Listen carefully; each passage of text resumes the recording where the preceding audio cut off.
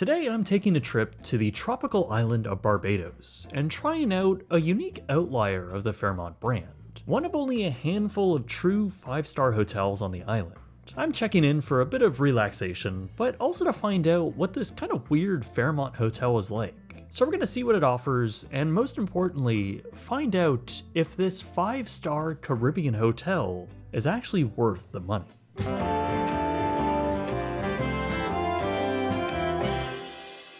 This hotel actually has a fascinating history, more than you'd probably think just at first glance. The Fairmont Royal Pavilion started out life as the Miramar Beach Hotel.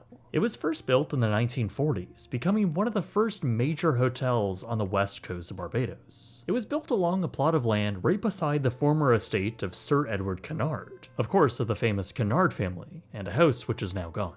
The hotel was a small, humble property, which would ultimately grow to include 2 moderately sized lodging buildings with hotel rooms facing the beautiful beach. Amenities would include a restaurant, a pool, 2 concrete jetties, and lush gardens. All of the beach-facing rooms were luxurious for their time, and the Miramar became an important luxury hotel for the island. The resort would continue to operate for decades as a notable property, even hosting the Queen during her 1985 tour to the island. A few years later, a UK-based businessman named Michael Pemberton would purchase the Miramar in 1987. He would embark on an extensive renovation on the property, turning it into the Royal Pavilion by late 1987, now becoming a true luxury resort with pricing to match it. Now, if you've been watching my work on my main channel, Brights and Films, particularly the abandoned exploration I did at the unfinished Four Seasons Resort in Barbados, then the name Michael Pemberton may sound familiar, as 20 years after purchasing this hotel, he would embark on an ambitious but ultimately failed and scandal-ridden project to develop a Four Seasons hotel and residence just a few kilometers down the road. Pemberton would ultimately sell the Royal Pavilion in 1996 to Princess Hotels, which would only operate the resort for a few short years until they were acquired by Canadian Pacific Railway for their portfolio of properties. Royal Pavilion would briefly become a Canadian Pacific Hotel, until it was rebranded in 1999 to the Fairmont Royal Pavilion following the Fairmont acquisition. So I wanted to check this place out, and for my birthday this year, I wanted to get away for a few days, originally with the intention not to film anything and just have a real vacation. But apparently I can't help myself. Originally, I was just happy to go anywhere in the Caribbean, but as a last-minute idea, I knew that Barbados would be a great option. I already had such a great time last time I was there filming a bunch of videos for the main channel, and since I'd be departing out of Toronto, I knew Air Canada already flies their 787s to the island non-stop, so getting there would be very comfortable and easy. As for where we would stay, I was really curious on what a 5-star mainstream brand is like in the Caribbean.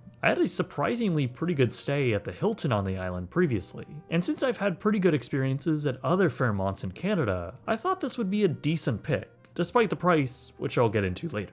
The Fairmont Royal Pavilion is also an interesting resort just based on its size. Despite it being a mainstream brand, it has just 75 rooms, basically all of which are oceanfront, and essentially all the same layouts. So I booked a signature oceanfront king room, which is essentially the same layout as a base room just on a higher floor, presumably however with a better view. Since I don't have any status with Accor, the hotel's loyalty program, I was going to book through Amex Fine Hotels, which would get me some extra perks. I ended up learning that if I went through a preferred partner travel agent, I'd get the most out of my money, which is what I ended up doing.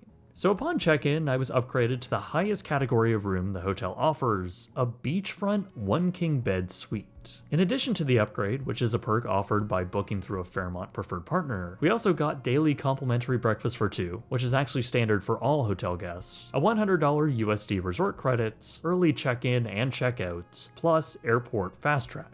The latter we had no idea how to use. The resort is around 40 to 50 minutes from the airport to drive, and upon arriving at the hotel and checking in, we were warmly greeted by a personal host and was given a cold towel and a choice of both alcoholic and non-alcoholic drinks, which was a very lovely way to start our experience. We were then brought to our room by our butler, since our upgraded room category came with a team, so they showed us around and gave us all the details. A very friendly staff. Our beachfront suite, upon first impressions, is very nice. It's light and airy and has an upmarket beach vibe that all feels very up to date. That's thanks to a 2017 renovation, which was the last time this room was refurbished. The physical space here is pretty large. It's actually really large. It's around 650 square feet. I'm not sure if I'd go as far to call it a suite, but it is another 150 square feet larger than the standard rooms at the resort. And that's because this room has a whole separate sitting area which can be curtained off. In fact, that couch pulls out into a bed, so you can really turn this whole area into a makeshift second bedroom. This area also features a desk and 2 chairs. This is while the bedroom has another sitting area bench and a media console under the TV that also acts as a desk. It also has a pull-up makeup area with a mirror. The bed has crisp linens and a moderately firm mattress, both of which were more than comfortable.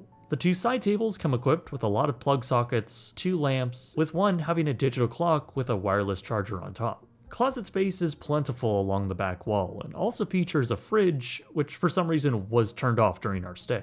Next to it is an area where you'll find a selection of premium teas and coffees. You're also provided with complimentary large glass bottles of water. Love to see it.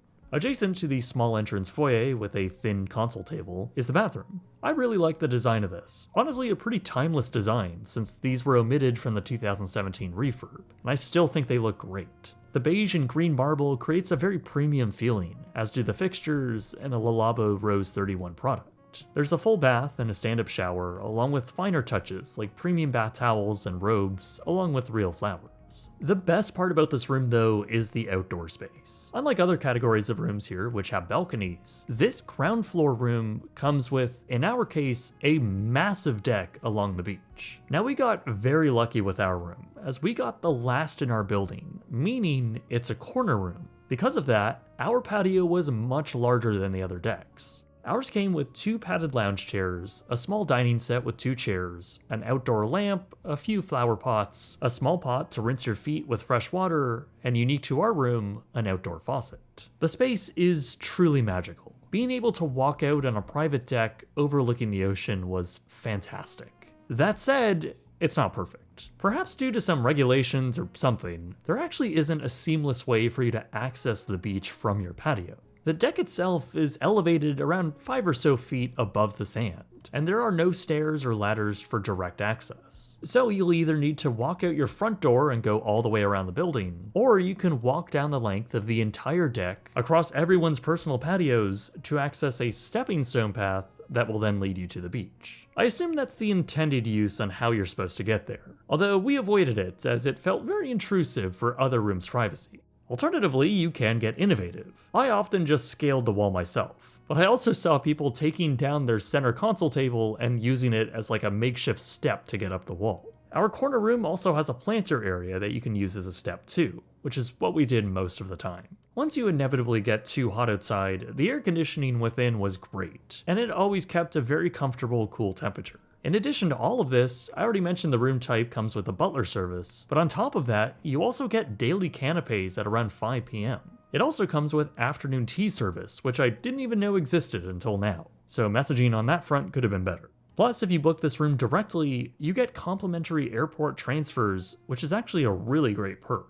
Aside from all rooms getting complimentary breakfast, you also have your rooms serviced both in the morning and in the evening for turndown. Generally, I was pretty happy with the room, though I did find some small issues, mainly with the wear and tear. Some fixtures like this table lamp were a little rusty, while switches have seen better days, and the floors had small white spots from paint drips. The TV console was a little messed up, and likewise was the makeup area. Honestly though, these were small things and paled in comparison to the positives of this room. On my way to Barbados, I also brought with me AG1. I've been using AG1 on and off for a few years now, so I'm really glad that this video is sponsored by them. AG1 is a great and quite tasty daily healthy beverage that supports whole body health like energy, gut, and immune support. What's really exciting though is that AG1 has a new formula called AG1 Next Gen, one that is now clinically studied with a new formula that features even more nutrients, but also stays at the same price. Also new is their travel packs, super convenient pack designs, perfect for when you're on the go or while traveling. It's especially great for me while traveling, since I'm not always supporting the most nutritional diet while on the road.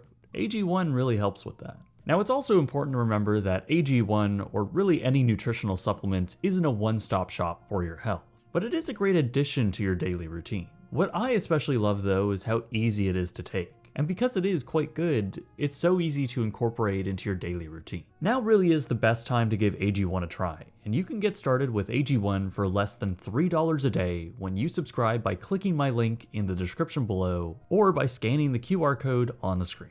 Okay, so the room is great, but what about the rest of the property? Fairmont Royal Pavilion is situated on 11 acres and has a fantastic amount of room for its mere 75 guest rooms. The resort has all of the usual beach resort amenities you might expect, from a decently well-equipped gym near the front of the property to a full pool and hot tub that really aren't anything special. There are also fixtures, I think, from the 1940s. There's also 2 tennis courts and plenty of green areas to explore. In front of both lodging buildings, there are lush tropical plants surrounding the walkways, with colorful flowers cascading down the elevated planters and water features below. Over in the open-air lobby structure, you'll find another lush water feature with live koi fish within. You'll also find a few shops, from the typical convenience store to an art gallery, a jewelry parlor, and a hairdresser. South of the shops is the parking lot, where parking is free, as well as the beach club.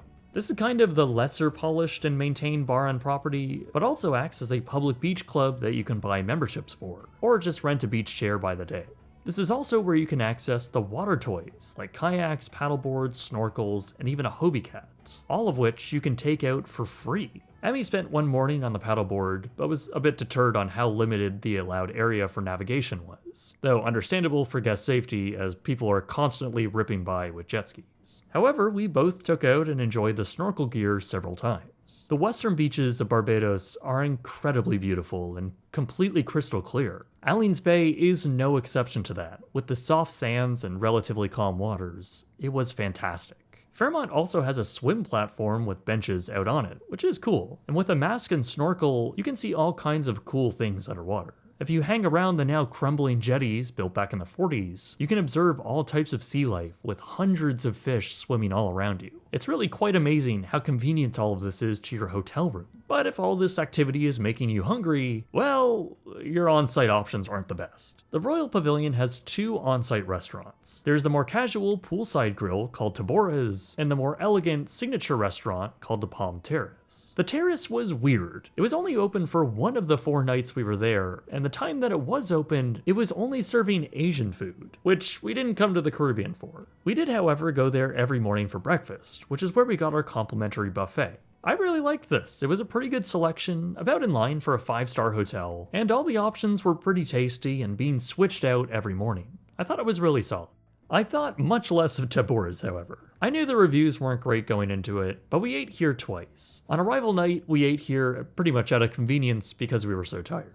Emmy and I both got the catch of the day, plus 1 drink for the table, all of which came out to 190 BBD, which is expensive. The dinner was pretty good, but not worth the price. Not learning our lesson, we came back here for lunch on the last day, since a lot of places were closed due to a national holiday. I got a margarita pizza for some reason, and Emmy got a taco bowl. Both were below average. The pizza in particular, well, let's just hope no New Yorkers are watching. Both came to around 102 BBD. Thankfully, there are other options in driving distance, but also in walking distance. In fact, there's a few options just along the beach, from a little bar and grill trailer that's essentially on property, to Juju's Beach Bar and Juma's restaurant, all of which are pretty affordable. There's also Lone Star, a very upscale restaurant, as well as Naughty HQ and Grill, a new sit-down restaurant which we really enjoyed. The fact is, all of these restaurants are on average rated higher than anything at the Fairmont. Since we had a car, we also ventured outside the resort and went to various places across the island. Aside from checking out the beautiful botanical garden at Flower Forest, we also drove to the incredible east side of the island and ate at the very delicious Zemi East Coast Cafe. Back on the west coast, we spent an evening at the beautiful and also tasty Fish Pots, and to pay tribute to our last time in Barbados, we had to go back to La Cabane, right next to the abandoned Four Seasons site. The dinner there was very good, yet pricey, and as a quick update for the Four Seasons there, it looks like since I last made my video, much of the foliage around the property has been curiously cut down, perhaps an indication of future development. Back at the Fairmont though, we've got to talk price, specifically how much we paid.